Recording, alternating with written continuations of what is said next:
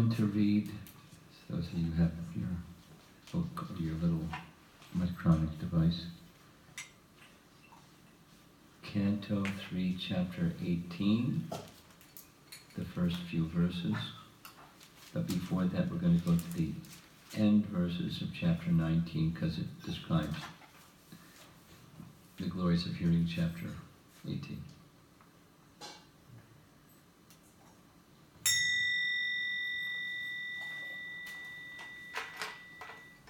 Jaya Radha Madhava Kunja Vihari.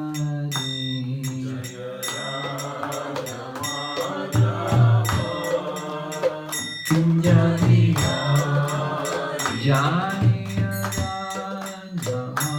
Madhava Kunja Vihari. Jaya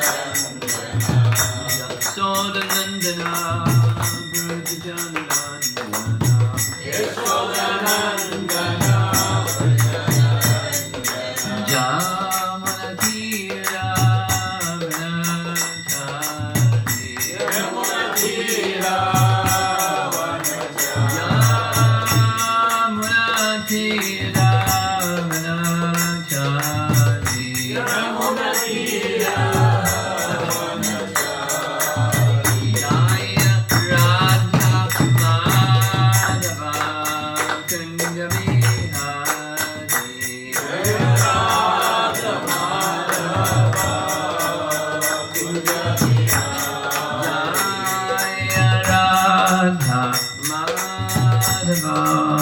Kunja Vihari.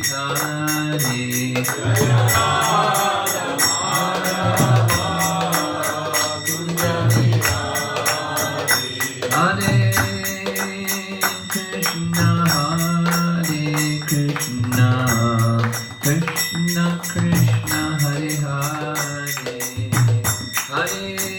Rama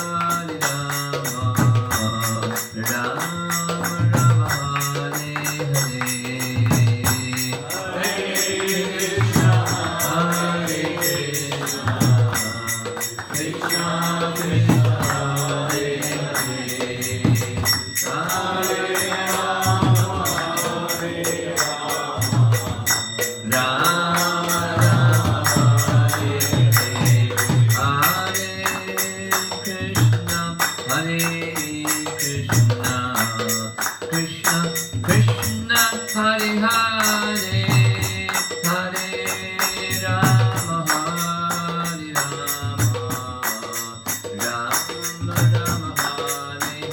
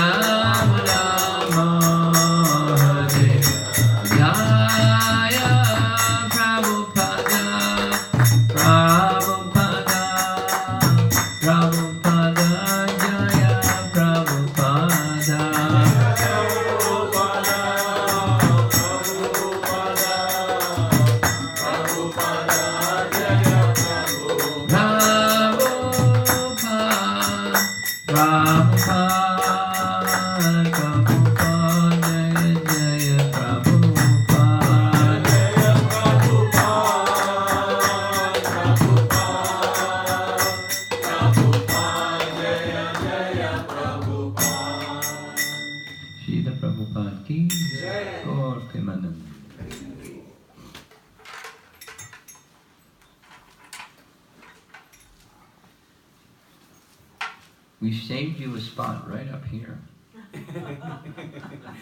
Or right there if you like. It's another safe spot. Okay. Om Namo Bhagavate Vasudevaya. Om Namo Bhagavate Vasudevaya. Om Namo Bhagavate Vasudevaya. Om Namo Bhagavate Vasudevaya. Om Namo Bhagavate Vasudevaya. Om Namo Bhagavate Vasudevaya. I'm going to read this morning from Srimad Bhagavatam, Canto 3, Chapter 18, and the first few verses of Chapter 18. And a little context for what we're going to be discussing. We'll go back to the beginning of Canto 3. In the beginning of Canto 3, the sages of Naimisharanya asked Sutta Goswami, way back in Canto 1, Chapter 13, you spoke about Vidura. Vidura went on pilgrimage after being insulted by Duryodhana.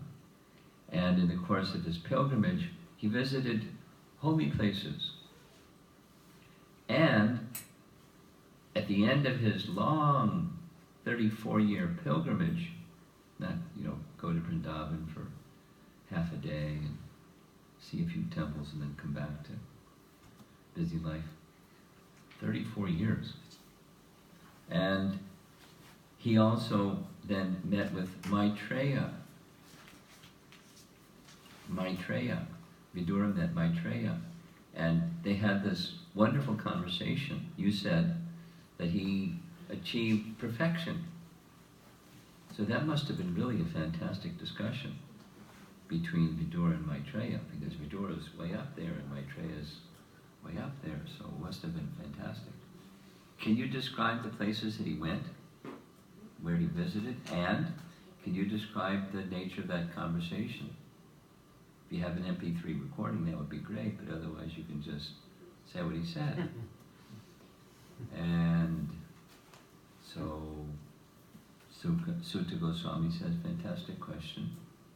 And then he starts describing the pilgrimage. And then he describes Vidura meeting Uddhava. Uddhava at that time was in Vrindavan. He was in the forest of Vrindavan. And when Vidura saw Uddhava, what do you think of when you see Uddhava? Krishna. Oh, Uddhava, you're the dearmost associate of Krishna outside of Vrindavan, and you've been with him for so long. Please tell me, how was Krishna and Balaram and all the, by name, different persons in Dwarka? And hearing Vidura's question, Uddhava went into trance.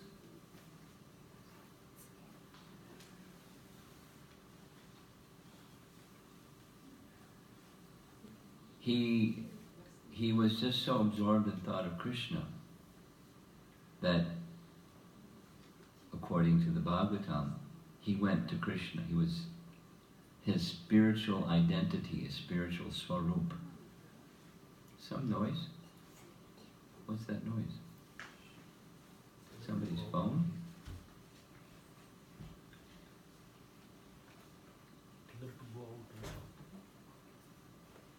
What is it? It's just part of us telling somebody how to make a picture. Huh? It's okay.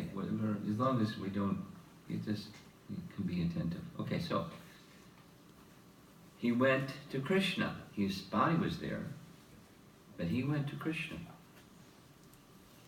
And he lost external consciousness. And as he was in that state of trance,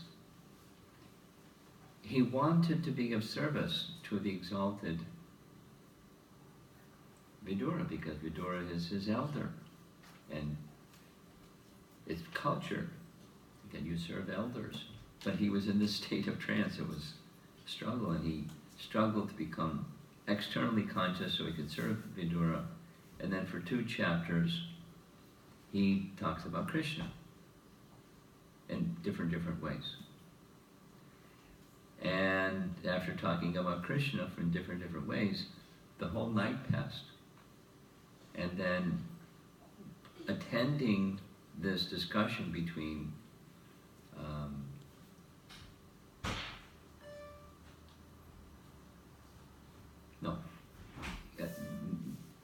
Uddhava said, I have to go now, it's morning, and I'm supposed to, Krishna gave me some service. Krishna left. The last time I, Uddhava, will see Krishna, because Krishna's gone, returned to his abode. So Krishna gave me some service, and that service is sustaining my life. He said to go to the ashram of Narayan Rishi, way in the Himalayas, so I have to go. I have some service for Krishna to do. But as far as you, Vidura, when I was having this discussion with Krishna before he left the world, Maitreya was also listening. He just happened along at the right time, the right place, and he heard everything. So Krishna said to Maitreya, very soon Vidura will come. And when Vidura comes, you should enlighten him in transcendental knowledge, everything that you've heard. So Vidura felt simultaneous jubilation. Krishna thought of me just before leaving. How fortunate I am that I'm in Krishna's thoughts. And then he also felt transcendently sad because Krishna's gone and he's not going to see Krishna again. So in that mixed emotional transcendental mood, he went in the direction that Uddhava sent him, and he found Maitreya.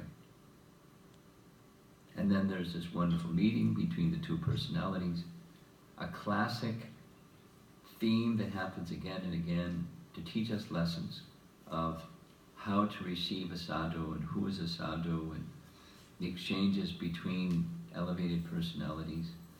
Because Maitreya is a Brahmana and Vidura is by birth a Shudra. So he's showing all respect to Maitreya, and Maitreya is showing all respect to Vidura, because Vidura is a very elevated personality. Not like, okay, I'm up here, you're down there. But mutual respect and words of exchange and so forth. And then Vidura presents questions. And at the top of the list of his questions, of all things that Vidura might ask about, he asks about the pastime of the Supreme Lord involving the process of creation. In a specific language, it's the pastime. We don't normally think of pastime as creation. We think of Krishna in Vrindavan, and he performs his pastimes. But Vidura speaks in that way. And so their middle section of Canto 3 is this very amazing, very detailed, difficult to understand description of the process of creation. But rather than just saying, as the Old Testament says, God said, let there be light, and so there was, and it was good. There's details of slow motion. It's a theistic necessity to know what's the source of everything. And it's not just notional, it's very detailed. The Bhagavatam gives us this understanding. You can go back to God if you don't understand it all, but the understanding is there of how the process of creation unfolds. And part of the process of creation is the appearance of Lord Brahma as the direct son of Garbhodakshay Vishnu. There's a lot in between. And the realization of the austerity, the tapa of Brahma, and then his enlightenment, and then his process of creation. And after he constructs the universe, doesn't give so much detail about that, but he constructs the universe. He's not the creator, he's the engineer. And he constructs the universe, and then he has another service to fill up the universe with living entities, because that's the purpose of the universe. And so he produces from his own body, without the assistance of a wife, he creates the four Kumaras. And he requests the four Kumaras to assist him filling up the universe, become Prajapatis. And they say, gee, Dad, thanks, but no thanks. We like just remaining brahmachari. So the four Kumaras, there's many other things that happen, but the four Kumaras then have this power that they can, besides being Brahman realized, they have this power to go anywhere in the universe, and even beyond the universe. And they go to the gates of Vaikuntha. They're checked from entering the gates of Vaikuntha by Jaya and Vijaya. And Jaya and Vijaya curse them, and they become demons for 3 lifetimes. And the first of those is Hiranyaksha and Ranikashipu. And chapter 18 is dealing with the battle between Hiranyaksha and Lord Varaha. So that's our topic. That's all the background. And then I'm going to go to the end of chapter 19, because having 18 and 19 to describe the whole thing, Lord Varaha goes back to the spiritual world where he came from. And Vidura is the one who's hearing, and Maitreya is the one that's speaking. And this is all being narrated by Sutta Goswami. It's like a story within a story within a story. But Sutta Goswami then says, chapter 19, text, we'll start with just the last verses of the chapter, text 34, Sutta Goswami, 3:19-34. Sutta Goswami is speaking. My dear Brahmana, he's speaking to Shonaka. Vidura, another name here is Kshata, the great devotee of the Lord, achieved transcendental bliss by hearing the narration of the pastimes of the Supreme Personality of Godhead from the authoritative source of the sage Kosharava, or Maitreya. And he, Vidura, was very pleased. So its emphasis is the happiness of hearing, like we hear in Bhagavad Gita. Tushanti cha ramanti cha kathayantas chamam nityam tushanti cha ramanti cha. So here Bhagavatam is illustrating that. Ramanti cha, feeling very happy, blissful. Text 34. What to speak of hearing the pastimes of the Lord, whose chest is marked with Sri Vatsa. People may take transcendental pleasure even hearing the words and deeds of the devotees, whose fame is immortal. And that's an important part of Krishna Kathas, the pastimes of the devotees of Krishna. It's joyful. Text 35. The personality of Godhead delivered the king of the elephants. Who was that? Gajendra. The personality of Godhead delivered the king of the elephants, who was attacked by an alligator and who meditated upon the lotus feet of the Lord. At that time, the female elephants who accompanied him were crying, and the Lord saved them from the impending danger. And it's connected to the next verse. What grateful soul is there who would not render his loving service to such a great master as the personality of Godhead? The Lord can be easily pleased by spotless devotees. Here's like this Ananya, same as we discussed yesterday, Ananya Bhakti, his undivided devotees, Ananya Sharina, who take shelter of him, who resort exclusively to him for protection, though the unrighteous man finds it difficult to propitiate him. So the emphasis is there. Even an animal, what to speak of the Prabhus here, just by hearing. There's an enormous potency that cleanses and brings happiness. The sufferings of material existence, the source of the sufferings is sins and the reactions to sins. All of that's taken away just by the process of hearing.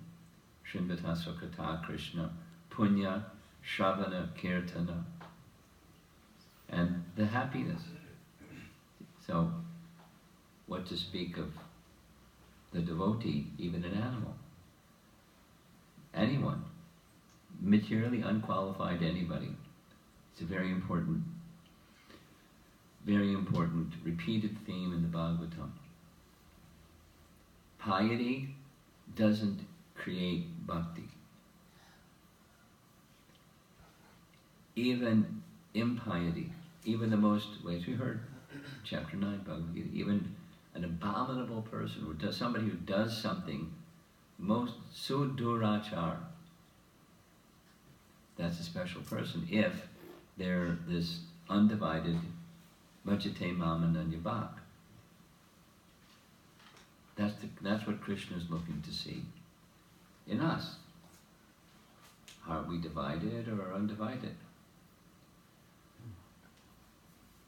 Nice term that's used in the Bhagavatam is nirvyalika. Nice word. I like Sanskrit because I don't know what it means, and you hear what it means, and then it's a whole other thing. Nirvyalika means unpretentious.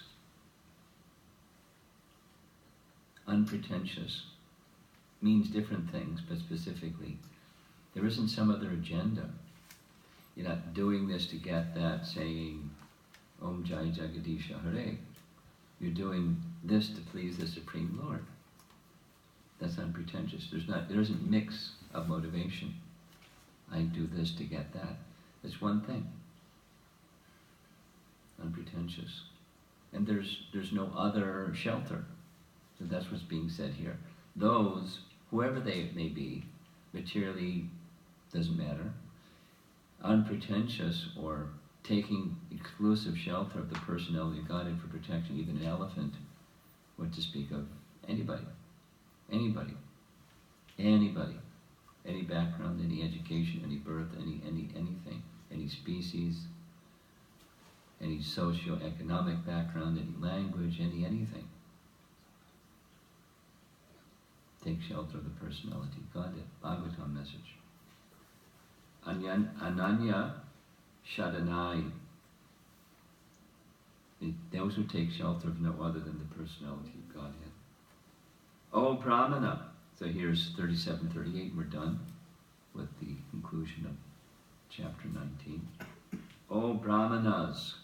Now speaking to the whole audience. Anyone who hears, chants, and takes pleasure in the wonderful narration of the killing of the Hiranyaksha demon by the Lord, who appeared as the first boar in order to deliver the world, is at once relieved of the results of sinful activities, even the killing of a Brahmana.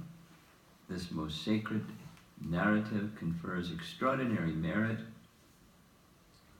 wealth, fame, longevity, and all the objects of one's desire. On the field of battle, it promotes the strength of one's vital organs and organs of action. One who listens to it at the last moment of his life is transferred to the supreme abode of the Lord, O dear Shonaka. So there's all these spiritual benefits, including also material benefits, like in case somebody wants some material benefits. You like to be strong on the battlefield. Listen to this. Or wealth, or longevity. Because those, we discussed this yesterday briefly. And then it's further elaborated. Anyway, worship of the demigods is done by persons who want material benefit. And therefore there's rituals. Karmakanda section of the Vedas, 90% of the Vedas says how to get your necessities of life by propitiating various devas. And persons that don't have faith in the transcendental Lord, they have faith in these other things because they get the things that they want. And it increases piety, and after this life we go to heaven, and what more can you ask for? Or as Krishna says in 2nd chapter of Bhagavad Gita, they think there's nothing more than this. And those are the persons that can't hear that there is something more than this. And there's a supreme that's all-powerful and invests power in the devas who deliver necessities of life. So here, those necessities or desirable things are bestowed simply by one who takes shelter of the Supreme.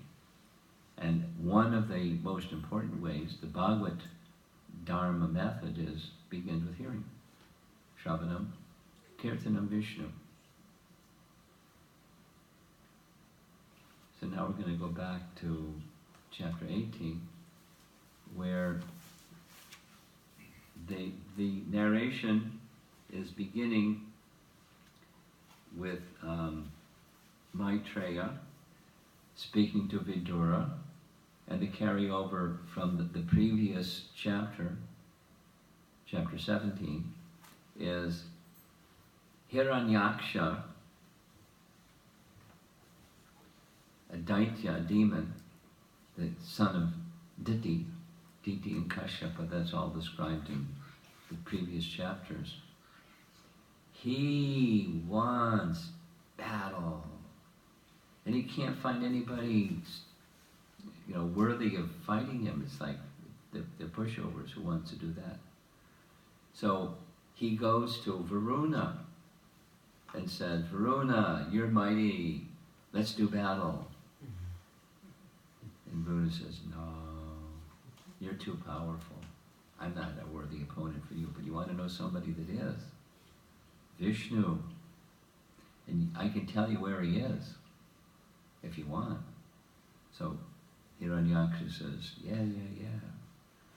I'm going to go find Vishnu. But where is he?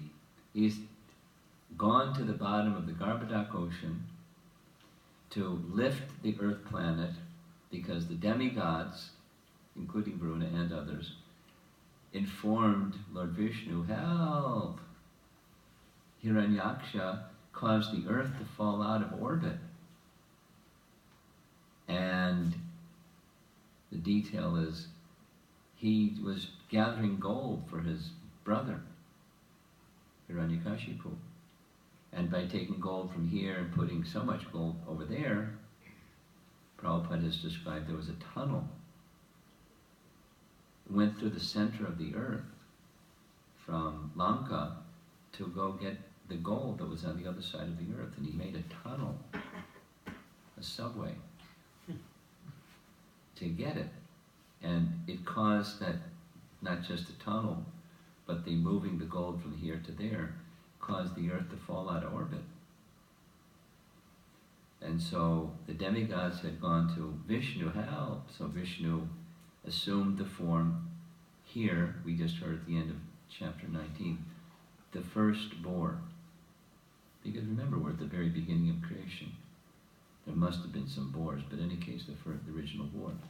Because that form exists in the spiritual realm, in Vaikuntha realm, and that form descended, rescued the earth, picked up the earth on the tusks of Lord Varaha, and now he's in the process of rescuing the earth. Now Hiranyaksha goes in search of Lord Vishnu with the idea of having like a worthy combatant and finish him. That's what he wants.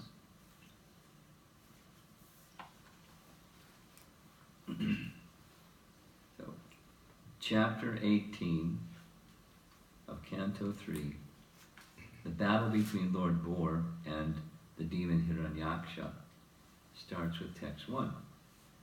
Maitreya continued, the proud and falsely glorious Daitya paid little heed to the words of Varuna. Oh, dear Vidura, he, that's Hiranyaksha, learned from Narada the whereabouts of the Supreme Personality of Godhead and hurriedly betook himself to the depths of the ocean. Purport. Materialistic warmongers are not even afraid to fight with their mightiest enemy, the personality of Godhead. The demon was very encouraged to learn from Varuna that there was one fighter who could actually combat him, and he was very enthusiastic to search out the Supreme Personality of Godhead just to give him a fight, even though it was predicted by Varuna that by fighting with Vishnu, he would become prey for dogs, jackals, and vultures. Since demoniac persons are less intelligent, they dare fight with Vishnu, who is known as Ajita, or one who has never been conquered. Text 2. He, that's Hiranyaksha, saw there the all-powerful personality of Godhead in his boar incarnation, bearing the earth upward on the ends of his tusks and robbing him of his splendor with his reddish eyes. The demon laughed. Oh, an amphibious beast. Purport. In a previous chapter, we have discussed the incarnation of the Supreme Personality of Godhead, Lord Varaha, the boar. That was both in Canto 1, Chapter 3, and Canto 2, I think it's Chapter 7, just mentioning lists of avatars. So now is the detail about Varaha. While Varaha, with his tusks, engaged in uplifting the submerged earth from the depths of the waters, this great demon Hiranyaksha met him and challenged him, calling him a beast. Demons cannot understand the incarnations of the Lord, semicolon.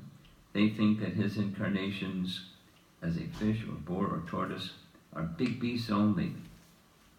They misunderstand the body of the Supreme Personality of Godhead, even in his human form, and they deride his descent.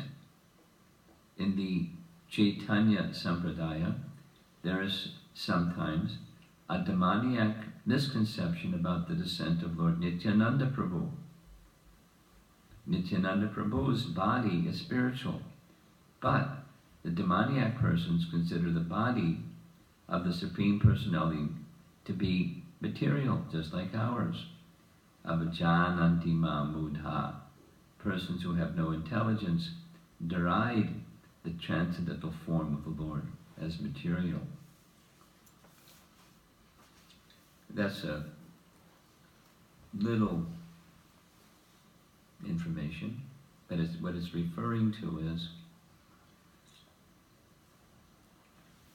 one of the deviated sampradayas following Chaitanya Mahaprabhu, called the Nityananda Vamsa line.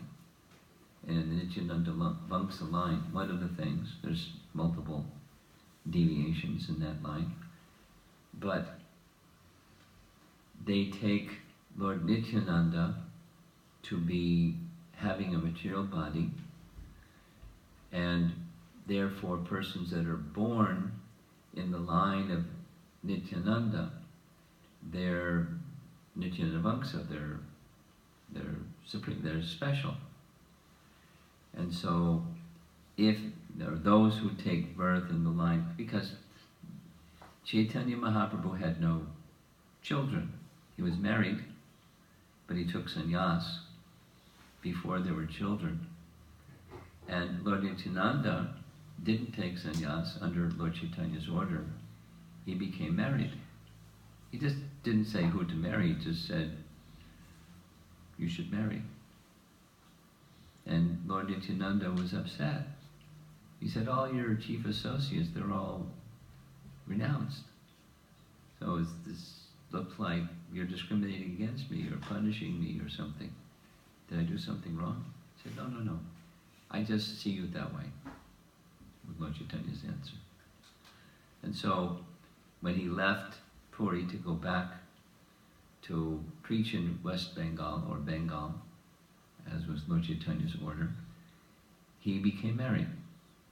Suryadas Sarakale had 2 daughters. He married both of these daughters, just like Balaram, Revati and Varuni. So 2 wives, Shri and Bhu. Same as Lord Narayana has these 2 consorts. So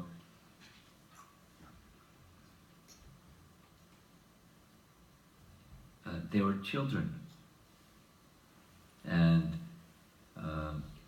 so the line of the children from Lord Nityananda. They have this, they're special people, and anybody else isn't special. And they also have this idea that it's special because, in part because he had a material body. And it's not so. He has no material form. So Prabhupada is taking that, saying, even when the Supreme Lord appears in a human-like form, and then what to speak of in a fish or boar, he doesn't mention, but his brother thought the half-man, half-lion form was just a mystic power. So here he's thinking he's just a big animal, a pretty big animal, big enough to pick up the earth. Pretty big animal, but just a big animal. And I'm Hiranyaksha, so let's do battle. Text 3. The demon addressed the Lord, "O best of the demigods, dressed in the form of a boar, just hear me. This earth is entrusted to us, the inhabitants of the lower regions, and you cannot take it from my presence and not be hurt by me." Proprietary mentality. Commentary. Sridhar Swami, commenting on this verse, states that although the demon wanted to deride the personality of Godhead in the form of a boar, actually he worshipped him in several words. For example, he addressed him as Vana Gochara, which means one who is a resident of the forest, because that's where boars live, is commonly in the forest. But another meaning of Vana Gochara is one who lies in the water. Vishnu lies on the water. So the Supreme Personality Godhead can be properly addressed in this way. The demon also addressed him as Mrigha, indicating unintentionally the Supreme Personality is sought after by great sages, saintly persons, and transcendentalists, because Mrigha normally means animal, but it has this other meaning. He also addressed him as Ajna, or Agya.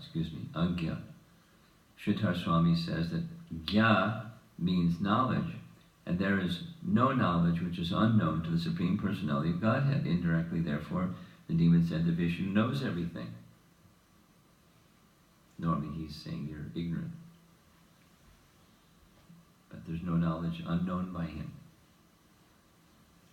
The demon addressed him as Sura Dhamma. Sura means the demigods, and Adhama means Lord of all there is.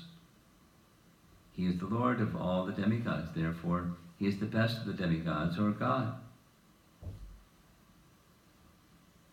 So, Adhama can also mean fallen. Sura Adhama. Sura Adhama. When the demon used the phrase, "in my presence," the implied meaning was, in spite of my presence, you are completely able to take away the earth. Na swasti yasyasi, unless you kindly take this earth from our custody, there can be no good fortune for us. Anyways, there's many examples of this where our acharyas take statements and the intention of the person is make criticism, but our acharyas understand it's just another meaning, because a proper meaning is glorification of the Supreme Lord. Even one may intend something else. The proper meaning is glorification of the Lord. So, text 4. You rascal, you have been nourished by our enemies. to kill us.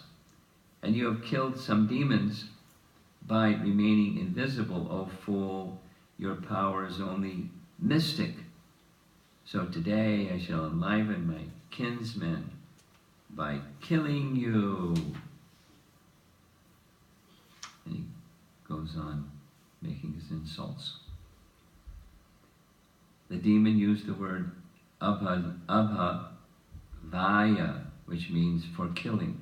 Sridhar Swami comments that this killing means liberating, or in other words, killing the process of continued birth and death. The Lord kills the process of birth and death and keeps himself invisible. The activities of the Lord's internal potency are inconceivable, but by a slight exhibition of this potency, the Lord, by his grace, can deliver one from nescience. Shuchaha means miseries. The miseries of material existence can be extinguished by the Lord by his potential energy of internal yogamaya. In the Upanishads, specifically Svetashvatara Upanishad, it is stated, Parasya Shaktir Vividaiva Shruyate. The Lord is invisible to the eyes of the common man, but his energies act in various ways.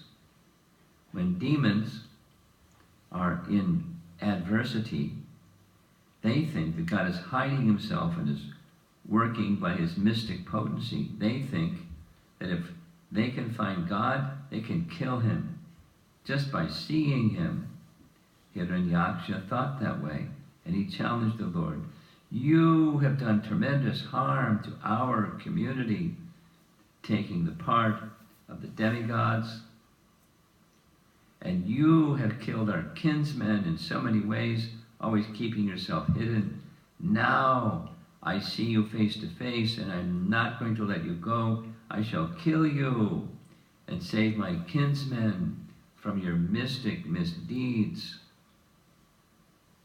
Paragraph. Not only are demons always anxious to kill God with words and philosophy, but they think that if one is materially powerful, he can kill God with materially fatal weapons. Demons like Kamsa, Ravana, and Hiranyakashipu thought themselves powerful enough to kill even God. Demons cannot understand that God, by his multifarious potencies, can work so wonderfully that he can be present everywhere and still remain in his eternal abode, Goloka Vrindavan. So I think we'll end with that. Continue tomorrow. Tomorrow's Mother's Day. So, at least I was thinking tomorrow evening there should be a larger gathering than the morning gathering, and so we'll speak about Mother's Day tomorrow evening and continue with this section of the Bhagavatam tomorrow.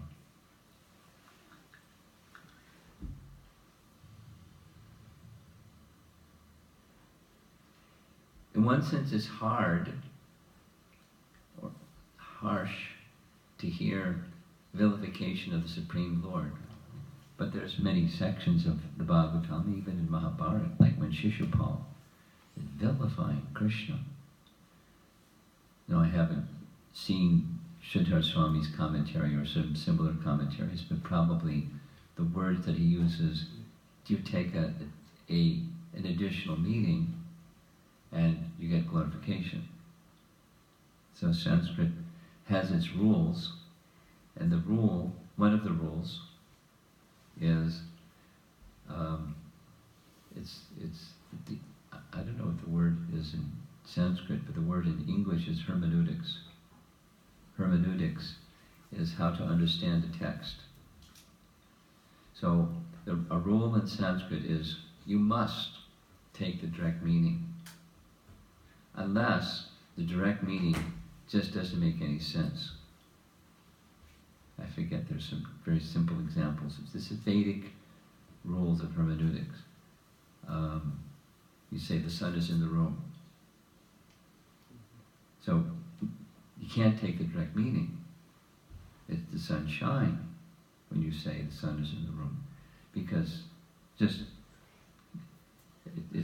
logic says, so that's the rule of logic. That's why part of reading Sanskrit texts, you have to know the rules of logic.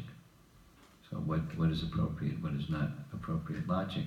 So then a secondary meaning is to be taken. And only when it's just inappropriate to take the direct meaning, only then can you take in a direct meaning. And so that's appropriate interpretation.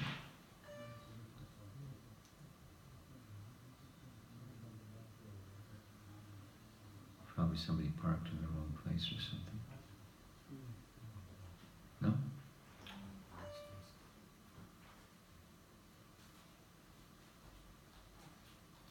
Everything's okay? Okay. So this is a case where the direct meaning is inappropriate because it's vilification of the Lord, and therefore the other meaning, the alternative meaning or the secondary meaning, is to be taken. So although the translation is reading vilification, our acharyas are giving us the secondary meaning, which is to be taken. Glorification of the Supreme Lord is appropriate. Vilification is inappropriate. So, although his intention was vilification, it's actual glorification. There's many sections like that. Now we're getting a picture of the divine and demoniac. There's a whole chapter in Bhagavad Gita about divine and demoniac. The divine think this way, and the demoniac think that way. So, Bhagavatam is Puranic. Bhagavad Purana. It's a history of the message of Bhagavad Gita brought to life within activities of the Lord and the Lord's devotees. In this case is Vijay,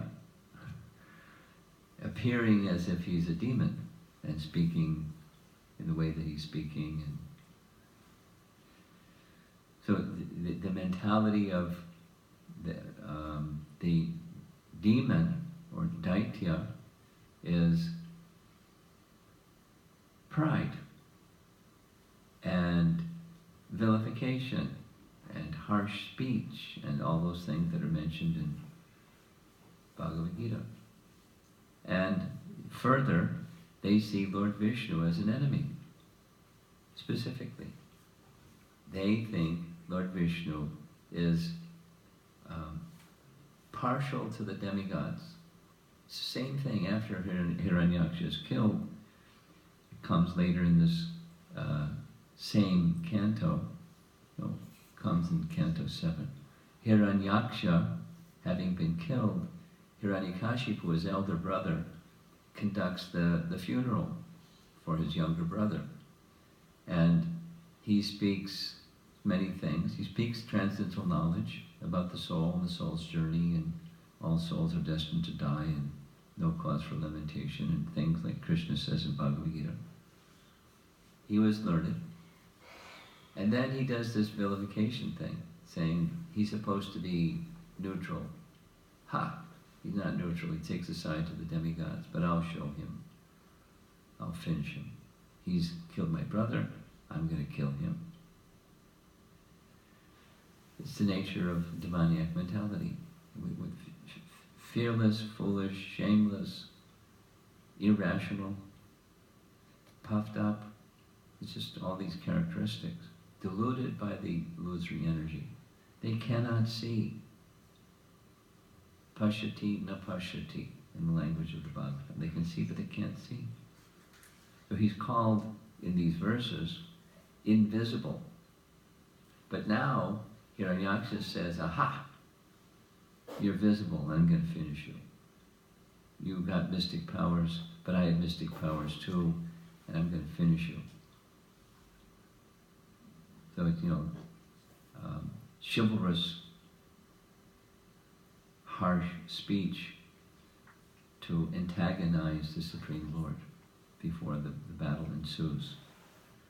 But he's blaming him for, you're visible in this invisible position, you take the side of the demigods, you help the demigods, and you're bad, this earth planet belongs to us, the Daityas, you have no right to take it anywhere, you back off or you're dead.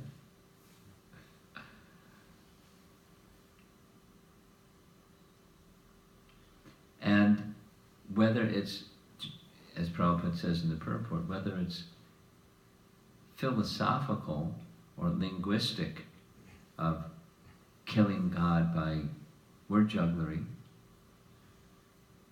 a very famous personality in European history was Friedrich Nietzsche, German, and he's famous or infamous for coining the phrase "God is dead," or at least he popularized it. And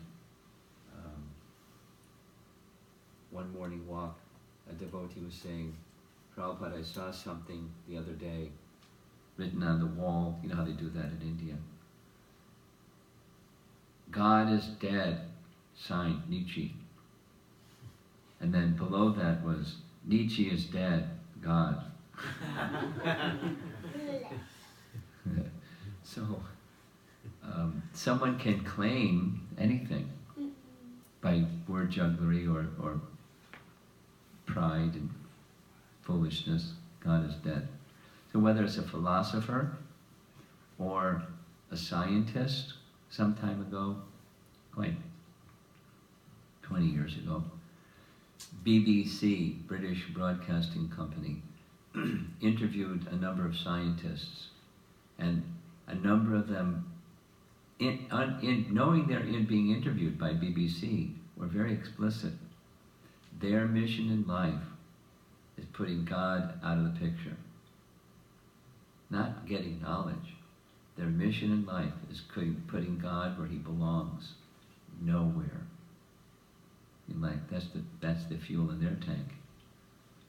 That's the goal of their life, is using all their intellectual prowess to dismiss God into non-existence through science.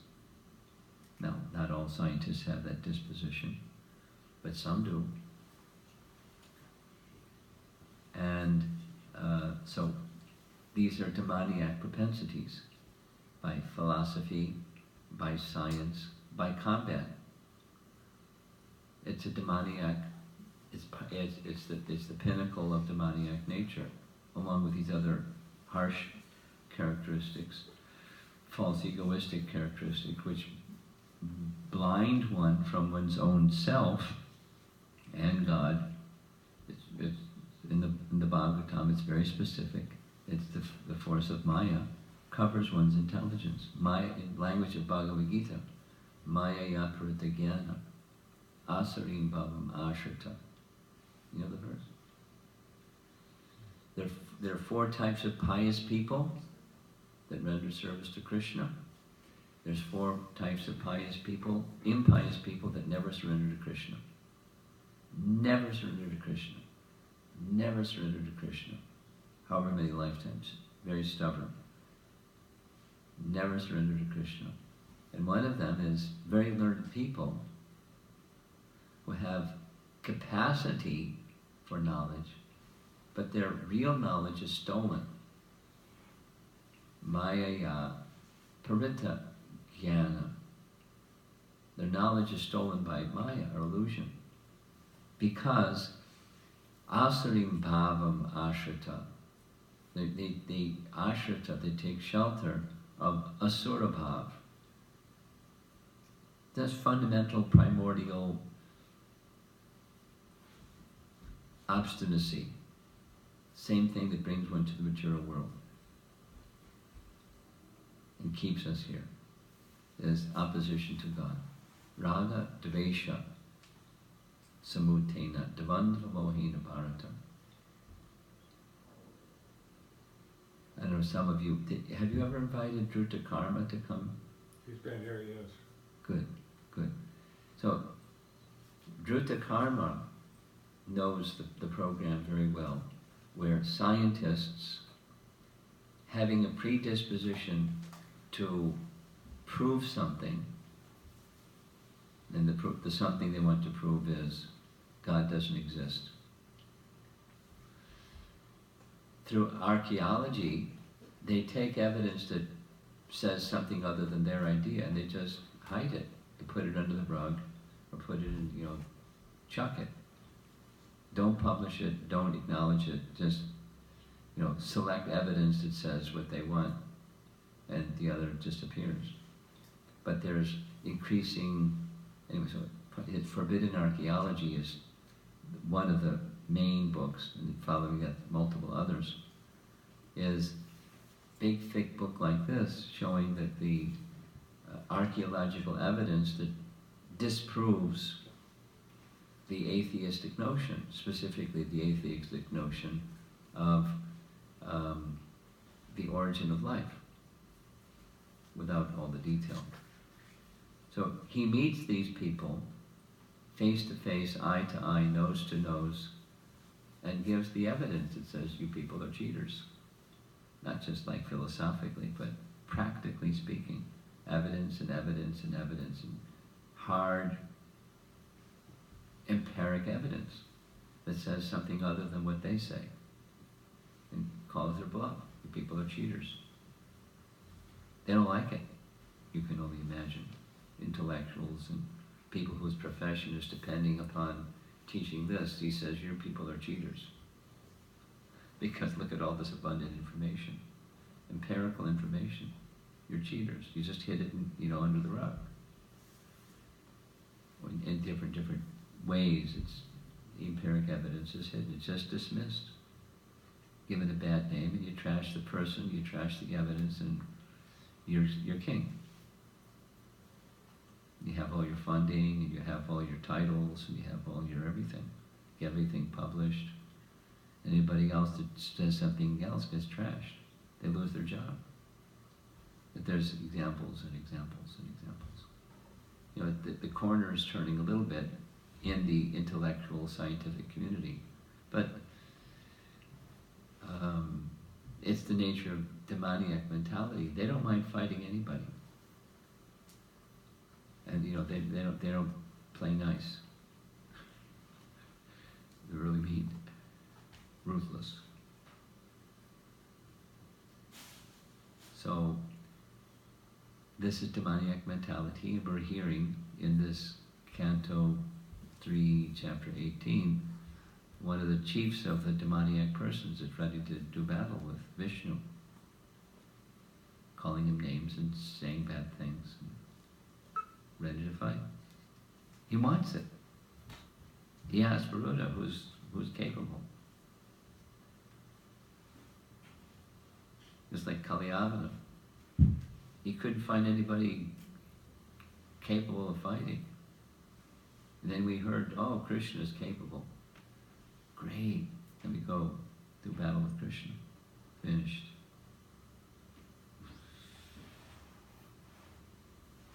Demoniac nature.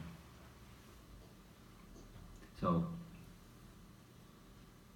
the practical application for us is we should get a clear picture of what the divine and demoniac natures are, and be very careful of not taking close association of persons of demoniac nature, but being very clear, including this asura bhav, scholarly people. We don't buddy up with them. We're very cautious about their association, and it's very challenging in public education, where children are obliged to learn the demoniac perspective. It's compulsory, and they can't hear the alternative. It's also compulsory, so it has to be taught in the home. And so the children are capable of discriminating between what they're hearing in the classroom and what they're hearing from the Bhagavatam. It's compulsory for parents in our modern age. It doesn't matter what culture, what country. pervasive. So it's an important responsibility. Any discussion? Yeah. See, Jay Vijay is basically servants of the Lord. So Hiranyakashipu is one of their birthright. So I am just assuming that because they are eternal servants of the Lord, they should be knowing about the Lord's nature, right? When they take this birth as Hiranyakashipu, did they not have minimum at least? Because when I see this chapter where Hiranyaksha is calling Lord with so many names, I thought you might have some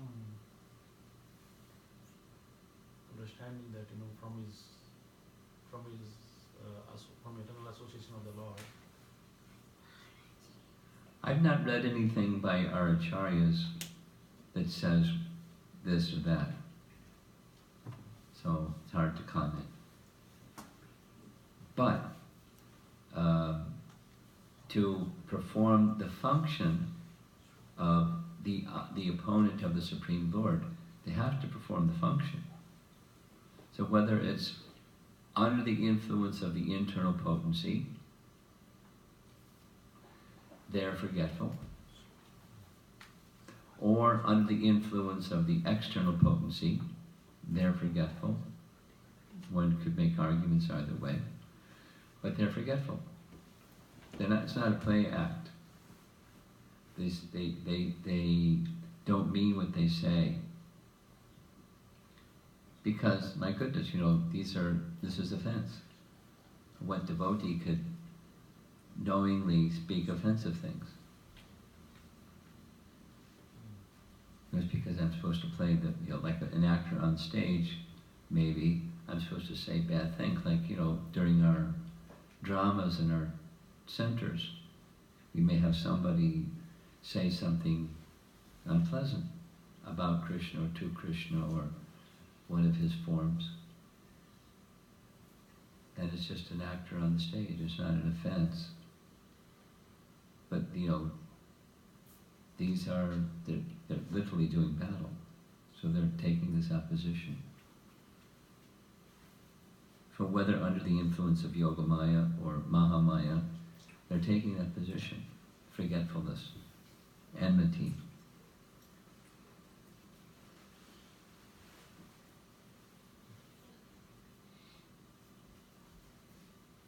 Something else?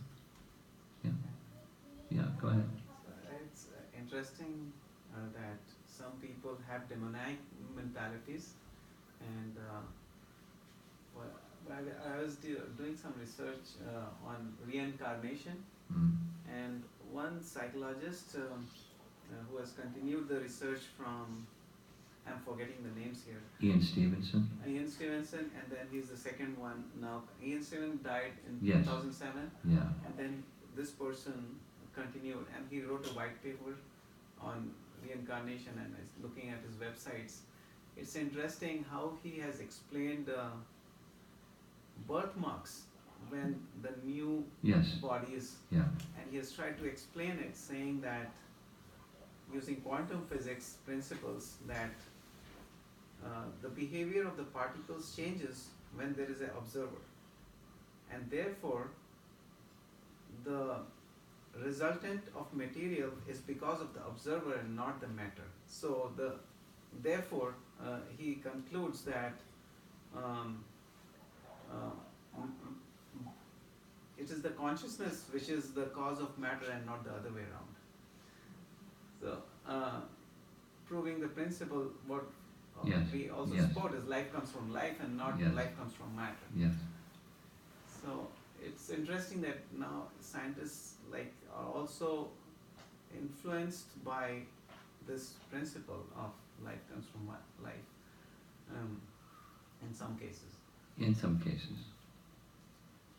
And they know, Ian Stevenson knew, and his colleague apprentice now, replacing him, or his successor, they know that there's abundant opposition At the same time, there's scientific evidence that it indicates otherwise.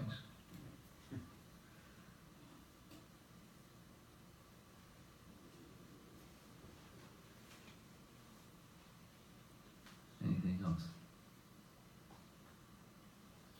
Yeah. First of all, I'm sorry for the disturbance in the class in the morning. I'm sorry for the disturbance. That was your phone? Yeah. Oh. I was talking to myself. Oh. So the living beings are perfected two categories, fallible and infallible. Yes. So, and Jaya and Vijaya, since they are in the spiritual world, they are the perfected beings. So it's hard for me to understand how could they commit the mistake. Okay, here's the answer. Vishwanath Chakrabarti Thakur to the rescue. He explains, Jai and Vijay, they were not only the gatekeepers at the 7th gate. From time to time they did gatekeeping or doorkeeping. They guarded the Supreme Lord. It's by Kunta, there's no who's going to... But, you know, they did that service. And because of that intimacy of service, they knew the inner feelings of Lord Narayana. There's an intimacy, limited, but intimacy. So they knew that he has this tendency for chivalry. But who's going to be chivalrous with Lord Narayan? So they prayed in their heart, not aloud. They didn't go before him and say something. If you so desire, we can do this as a service to you, so that you'll have a proper combatant, because who besides your devotee could do that? If you so desire. And understanding the prayer of Jai and Vijay, he fulfilled their desire.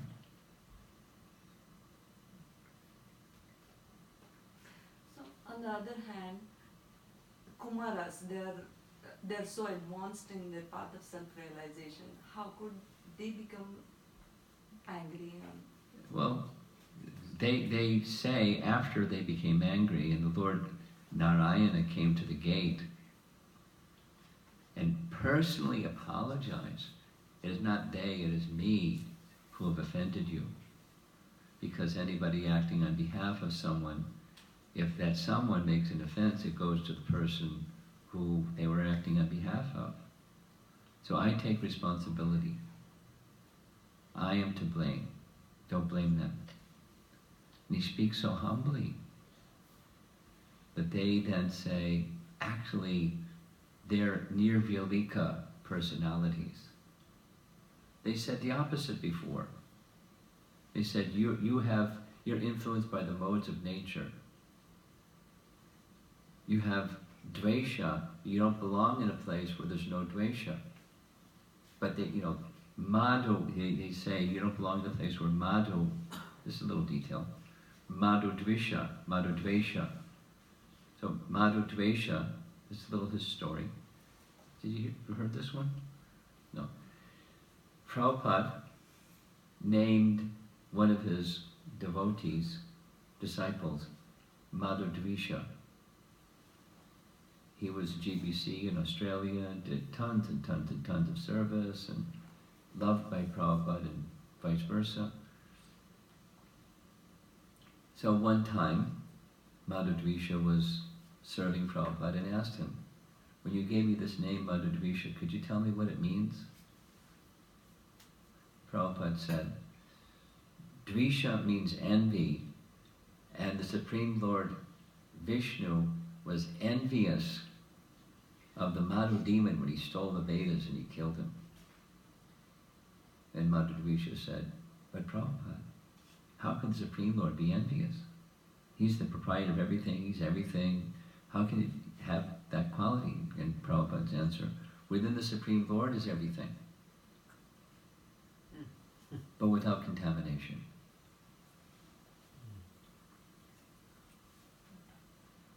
We know envy, that's contamination. And the Supreme Lord has it without contamination. He was angry that they had disturbed Lord Brahma's service, and that they were planning to take the Vedas and do some disservice. So he was angry. That's another. Transcendental anger is different than worldly. Transcendental anything is different than worldly anything.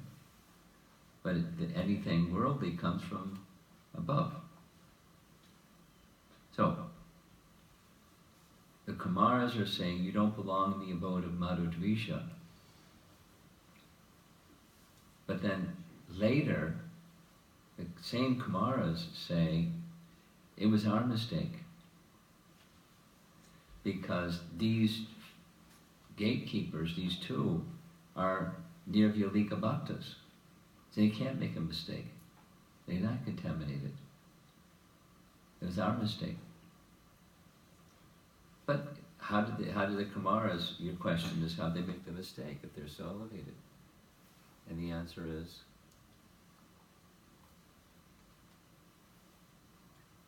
battery?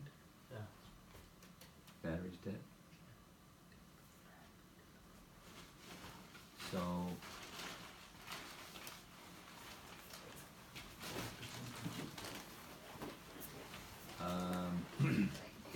by the Lord's arrangement.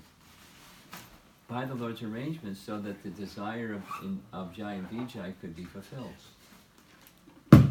And so Jai and Vijay acted the way that they acted, and the Kumaras responded the way that they responded, so the desire of Jai and Vijay could be fulfilled, so that Lord Narayana's desire for chivalrous rasa could be fulfilled. Pastime. In our regular ISKCON language. Pastime. Devotees do things that are mysterious, out of character. Why did Maharaj Parikshit do what Maharaj Parikshit did? Because the Supreme Lord wanted Srimad Bhagavatam to be narrated and wanted a suitable person to hear it, wanted to bring Maharaj Parikshit back to Godhead, pronto. So he did what he did, completely out of character. We say pastime, or internal potency, influence. It kind of like, some people think, well, that's cheating. You're just like, you say internal potency and anything's okay, because you just say internal potency. But it's the Lord's Icha rules everything. And all of the sub-potencies follow that one. That's how pastime works. We say pastime or Yogamaya potency. Vishwanath says Leela Shakti. It's a sub-potency of the Supreme Lord because he has a desire. And everything moves according to his desire.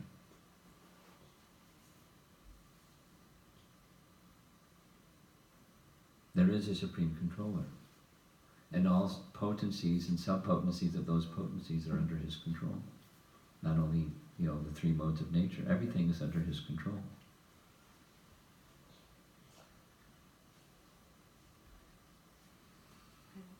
Another question. Mm. So, when we are reading through these purports, we could understand the demoniac mentality of Hiranyaksha. Mm. In some way or other, even though we are doing the devotional service, We're mixed. Yeah, still we are carrying those demoniac tendencies. Yes. So then, how does Krishna see us? See, he sees both, but he purifies the negative and strengthens the positive, but it's not mechanical, not a given fact. We just carry our mix, and Krishna is going to fix. We have to cultivate Anyabilasha Dashunyam Jnana Karma Dhyanavartam Anukulyena Krishnanushya. That's what we have to do. Bhakti has that power. When Krishna sees, oh, he or she, they really want me, then I will help them. But if he or she doesn't really want, we just want comfort and, anyway, so he reciprocates. So that's where the demoniac tendency or any other contamination can be removed. The potency is there. Just chant the name. The potency is there. But it can be slow. Or it can be medium, or it can be more swift. And the variable is our submission.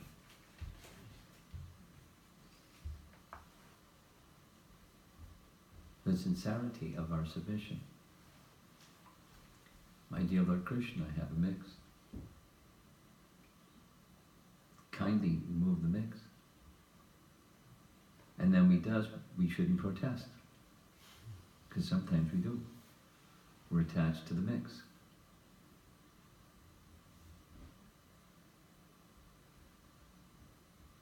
Anything else? Okay. Srila Prabhupada ki jai. Guru Swami Maharaj ki jai.